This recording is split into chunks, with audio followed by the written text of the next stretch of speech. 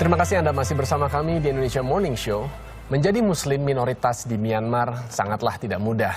Namun Sobiah, perempuan 17 tahun ini mampu membuktikan bahwa ia teguh pada prinsipnya.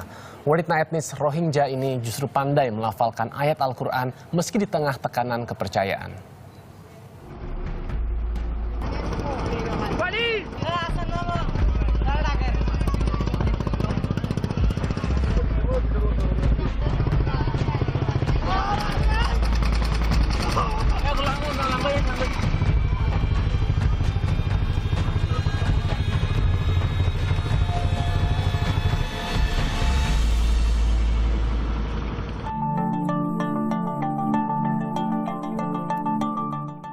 Ramadan kali ini dijalani para imigran Rohingya di pengungsian.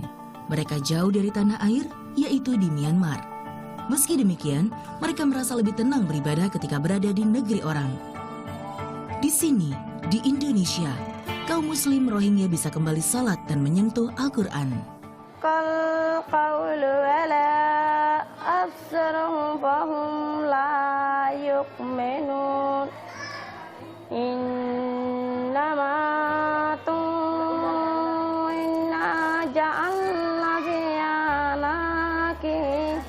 Salah satunya Sobiah, usianya 17 tahun.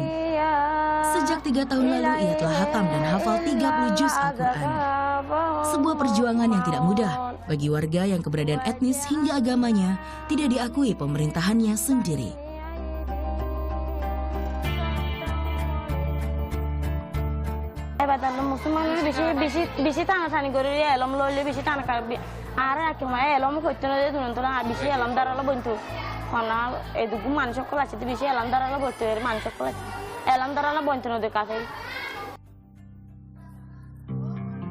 Sobiah sedang tidak enak badan. Hari ini ia memilih berbaring di kamar. Ia hanya keluar untuk kontrol kesehatan. Namun ketika azan asar berkumandang, Sobiah langsung bergegas mengambil wudhu.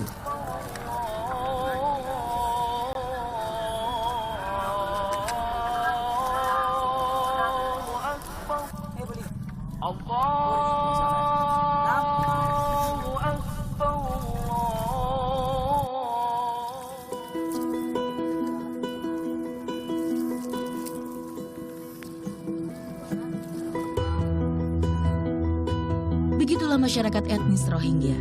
Bagi mereka, ibadah masih menjadi kegiatan utama. Duka mendalam masih dirasakan ketika Sobiah melantunkan ayat kursi, ia tertatih di tengah ayat. Trauma yang ia rasakan, ketakutan karena ingat dahulu di kampung halaman. Jangankan bisa melafalkan Al-Quran dengan lantang, keberadaan kitab suci umat Islam ini pun dilarang.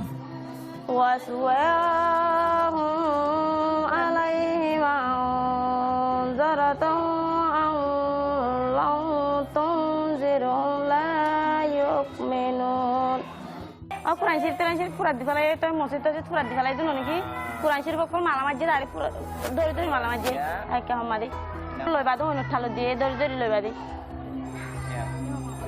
masya Allah kalau loy badu dari ono thalo die dari ini sih salah mari badu furat di falai.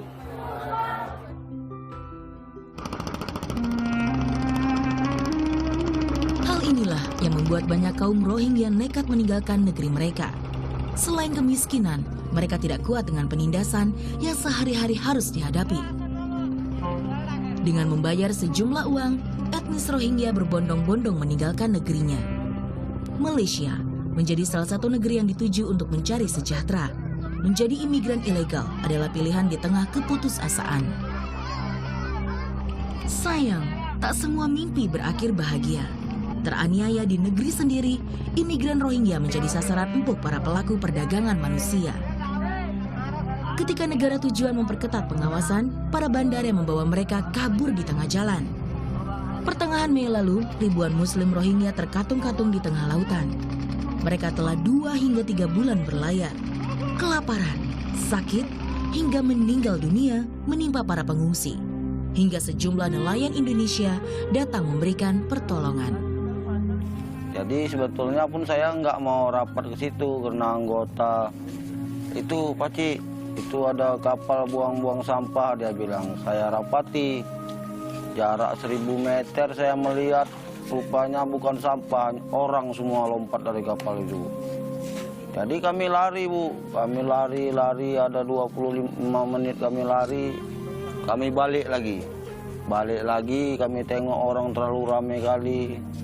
Ya namanya kita manusia tadi, kami tolong juga lah, Bu. Ya kami panggil-panggil kawan. Ternyata kawan terlalu jauh-jauh. Sampai 4 jam baru bisa sampai ke situ. Udah malam lah, Bu, kami ngutip orang itu. Sampai selesai jam 12 malam kami ngutip orang itu. Cukup ramai lah, nggak pernah kita melihat orang begitu ramai di dalam air. Itulah baru kami melihat orang begitu ramai di dalam air. Tapi kami tengok cukup banyak juga yang nggak dapat. Karena kami sekitar jam 4 subuh ada lagi yang naik ke kapal kami. Bahwasanya dia bilang minta tolong, kawannya masih banyak di dalam air. Kami nggak bisa menolongnya, Bu, orang malam. Jadi kemana kami mau melihatnya?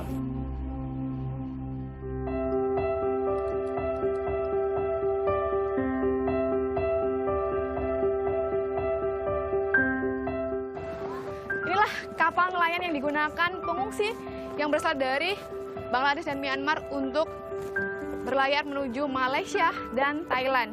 Kapal ini terhenti di perairan antara Malaysia dan Indonesia selama 3 bulan karena kehabisan bahan bakar.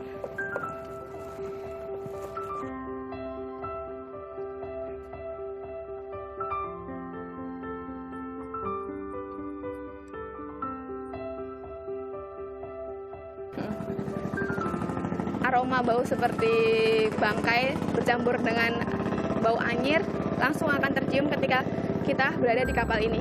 Dan sepertinya di bawah dek ini adalah di mana ratusan pengungsi Rohingya yang berasal dari Bangladesh dan Myanmar menumpangi kapal ini dan terapung selama 3 bulan di perairan antara Malaysia dan Indonesia. Padahal idealnya adalah kapal ini kapal yang digunakan untuk melaut mencari ikan dan hanya digunakan oleh maksimal 10 awak kapal saja. Para pengungsi Rohingya di Indonesia kini bisa sedikit bernafas lega. Termasuk Sobiah yang berhasil lolos dari perjalanan maut yang sempat dialaminya. Di Indonesia dia merasa malu. Di sini semua umat muslim bisa bersekolah setinggi apapun.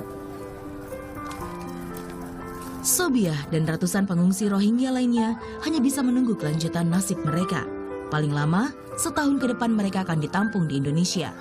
Sobiah tetap menyimpan asa agar ia bisa bersatu kembali dengan suaminya yang kini tinggal di Malaysia.